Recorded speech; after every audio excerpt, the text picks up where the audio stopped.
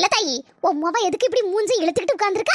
எக்க காலையில தான்க்கா தின்றுருக்கா, கொஞ்ச நேரம் ஆவதுக்குள்ள வயிறு வசிக்குமாங்க. சரி, வயிறு வசிக்க பிள்ளைக்கு எதையாவது ஒண்ணு குடுக்க சொல்லு. உன் மருமட்ட ஒண்ணு சொல்ல மாட்டா. எம்மா சிறுகுடல் பெருங்குடல திங்கி ஒரே ஒரு தோசை சுட்டு தந்தா போதும் அண்ணி. இரு, கூப்பிட்டு தொலைக்கேன். மருமோளே, உங்க மவளுக்கு சிறுகுடல் பெருங்குடல திங்குமே? ஆமா மருமோளே, ஒரே ஒரு தோசை மட்டும் சுட்டு கொடுத்துறான். அவ போக்குல தின்னுட்டு கிடப்பா. நாத்து, என்ன தோசை வேணும்? எனக்கு ஒரே ஒரு கல் தோசை மட்டும் சுட்டு கொடுத்துட்டீங்கன்னா நான் போக்குல தின்னுட்டு என் போக்குல இருப்பேன். சரி, கல் தோசை எப்படி சுடணும் அத முதல்ல சொல்லு. சிறுசாவும் இல்லாம பெருசாவும் இல்லாம நடுத்தரமா தோசையை ஊத்தி வெங்காயத்தை பொடி பொடியா போட்டு அப்படியே மலைச்சாரல் மாதிரி நம்ம இட்லி பொடியை தூவி விட்டு ஒரு கல் தோசையை கொண்டு வாங்க. 10 நிமிடங்களுக்கு பிறகு என்ன நீ தோசைக்கு மேல கல் இருக்கு? நீ என்னடா செல்லம் கேட்ட கல் தோசைன்னு? அதான் கல் தோசை கொண்டு வந்துட்டேன். நான் வாயில போடு.